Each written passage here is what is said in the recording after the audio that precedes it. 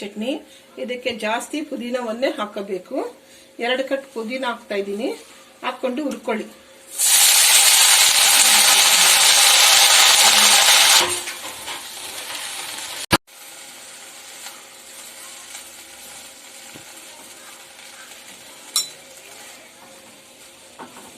ನವರತ್ನ ಪುದೀನ ಚಟ್ನಿ.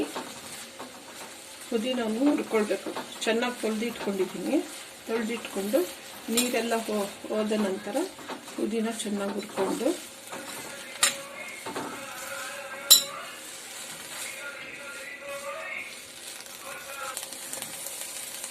ಕೊತ್ತಂಬರಿಯನ್ನು ಹಾಕ್ತೀನಿ.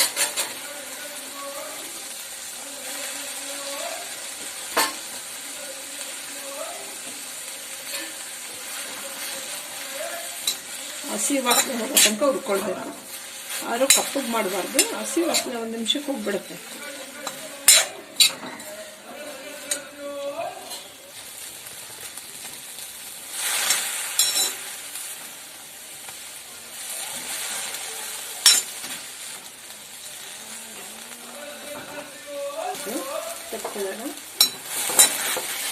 ಈರುಳ್ಳಿ,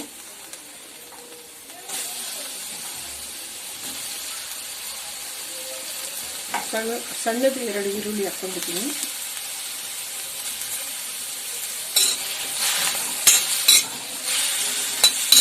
ಮತ್ತೆ 2 ಬೆಳ್ಳುಳ್ಳಿ, ದೊಡ್ಡ ಗಾತ್ರದ 2 ಬೆಳ್ಳುಳ್ಳಿ, 1 ಇಡೀ ಹಸಿಮೆಣಸಿನ್ಕಾಯಿ. ನಿಮ್ಮ ಖಾರ ಹೆಂಗೆ ಬೇಕೋ ತಂದು ಹಸಿಮೆಣಸಿನ್ಕಾಯಿ,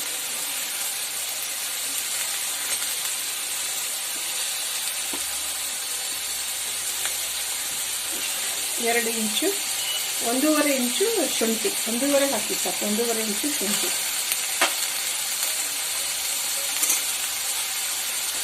ಮತ್ತು ಅರ್ಧ ಒಣ ಕೊಬ್ಬರಿನೂ ಹಾಕ್ತೀವಿ.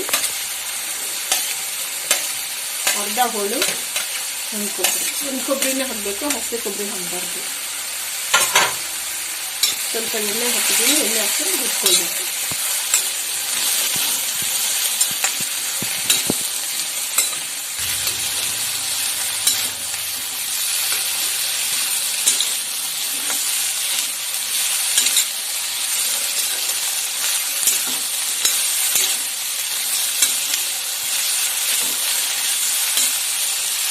ಎಲ್ಲ ಹಸಿ ವಾಸನೆ ಹೋಗಬೇಕು.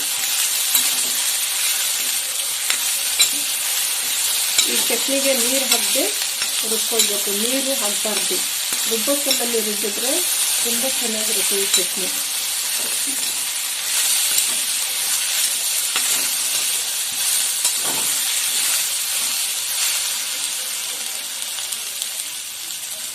ಹಸೆ ವಾಸನೆ ಎಲ್ಲ ಹೋಗಿದೆ. ಇವಾಗ ತೆಗೆದುಬಿಟ್ಟು ಹಸೆ ವಾಸನೆ ಎಲ್ಲ ಹೋಗಿದೆ. ಇದನ್ನು ಸ್ವಲ್ಪ ಎಣ್ಣೆ ಹಾಕ್ಕೊಂಡು ನೋಡಿ, ಇದೆಲ್ಲ ಆಯಿತು. ಇದೆಲ್ಲ ನೀರು ಹಾಕದೆ ರುಬ್ಕೊಳ್ಬೇಕು. ನುಣ್ಣಗೆ ರುಬ್ಕೊಂಡು ಇದ್ರ ಜೊತೆಗೆ ಹುಣಸೆಹಣ್ಣು ಇಷ್ಟು ಹಾಕ್ಕೊಳ್ಬೇಕು. ಹುಣಸೆಹಣ್ಣೆ ಜಾಸ್ತಿ ಇರಬೇಕು. ಹುಣಸೆಹಣ್ಣು ಪುದೀನ ಜಾಸ್ತಿ ಇರಬೇಕು. ಹುಣಸೆಹಣ್ಣು ಇಷ್ಟು ಹಾಕ್ಕೊಳ್ಳಿ. ನೋಡಿ, 1 ಇಡೀ ಹುಣಸೆಹಣ್ಣು ಹಾಕ್ಕೊಳ್ಳಿ. ಮತ್ತು ಬೆಲ್ಲ ನೋಡಿ, ಬೆಲ್ಲ ಹಾಕ್ಕೊಳ್ಬೇಕು. 2 ಸ್ಪೂನಷ್ಟು ಬೆಲ್ಲ ಇದೆ. 3 ಸ್ಪೂನು ಹಾಕ್ಬೋದು. ಇದಕ್ಕೆ ರುಚಿ ಹುಣಸೆಹಣ್ಣು, ಬೆಲ್ಲ, ಪುದೀನನೇ ರುಚಿಯಾಗಿರೋದು. ಅದ್ರ ನಂತರ ಒಗ್ಗರಣೆ ಕೊಂಡ್ಬಿಟ್ಟು ನೀರು ಹಾಕದೆ ನುಣ್ಣಕ್ಕೆ ರುಬ್ಕೊಳ್ಬೇಕು. ನೋಡಿ, ಈರುಳ್ಳಿಯಲ್ಲಿ ನೀರು ಬೀಳುತ್ತೆ, ಬೆಲ್ಲದಲ್ಲೂ ನೀರು ಬೀಳುತ್ತೆ. ನೀರು ಬಿದ್ದಾಗ ಅದೇ ನೀರು ಹಾಕದೆ ರುಬ್ಕೊಳ್ಬೋದು. ಹಾಗೆ 3 ಸ್ಪೂನ್ ಎಣ್ಣೆ ಹಾಕಿ ಒಗ್ಗರಣೆಗೆ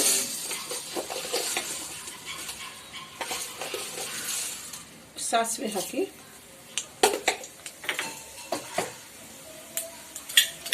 ಇದು ಒಗ್ಗರಣೆನೇ ಇಂಪಾರ್ಟೆಂಟ್. ಸಾಸಿವೆ ಹಾಕಿ ಮತ್ತು 1 ಸ್ಪೂನ್ ಉದ್ದಿನಬೇಳೆ ಹಾಕಿ ನೋಡಿ, ಹಿಂಗೆ ಹಾಕಿ, ಹಿಂಗು 2 ಚುಟ್ಕಿಗೆ 3 ಚುಟ್ಕಿ ಹಾಕಿಬಿಟ್ಟು ತೆಗೆದುಬಿಡಿ. ಈ ಒಗ್ಗರಣೆ ನುಣ್ಣಗೆ ರುಬ್ಬಿದ ನಂತರ ಅದ್ರ ಜೊತೆಗೆ ರುಬ್ಬಿದ ಲಾಸ್ಟಲ್ಲಿ ಇದು ಹಾಕ್ಕೊಂಡು ಒಂದು ಸುತ್ತು ಒಗ್ಗರಣೆನೂ ಸ್ವಲ್ಪ ಅದೇ ಥರ ಒಗ್ಗರಣೆ ಎಣ್ಣೆ ಎಲ್ಲ ಹಾಕಿಬಿಟ್ಟು ಒಂದು ಸುತ್ತು ರುಬ್ಬಿಟ್ಟು ತೆಗೆದ್ರೆ ಪುದೀನ ಚಟ್ನಿ ರೆಡಿಯಾಗಿದೆ. ರುಬ್ಕೊಂಡಿರೋದು ಚಟ್ನಿ ರೆಡಿಯಾಗಿದೆ. ಮತ್ತು ಇವಾಗ ಆವಾಗಲೇ ಒಗ್ಗರಣೆ ಹಾಕಿದ್ನಲ್ಲ ಇದು ಒಗ್ಗರಣೆ ಹಾಕಿದ್ದೀನಿ. ಸಾಸಿವೆ, ಉದ್ದಿನಬೇಳೆ, ಹೀಂಗು ಇದು ಹಾಕ್ಕೊಂಡು ಒಂದ್ಸಲ ರುಬ್ಕೊಳ್ಬೇಕು. ದಪ್ಪವಾಗಿ ರುಬ್ಕೊಂಡು ತೆಗಿಬೇಕು. ಅಷ್ಟೇ ಚಟ್ನಿ. ರುಬ್ಕೊಂಡು ತೆಗ್ದು ತೋರಿಸ್ತೀನಿ. ಈ ಸಾಸಿವೆನು ಉದ್ದಿನಬೇಳೆ ಹಿಂಗೆ ಹಾಕಿದ್ರಲ್ಲ, ಇವಾಗ ಚಟ್ನಿ ರುಬ್ಬಿರೋದ್ರಲ್ಲಿ ಮತ್ತೊಂದ್ಸಲ ಎಣ್ಣೆ ಹಾಕ್ಕೊಂಡು ಇವಾಗ ರುಬ್ಬೋದು.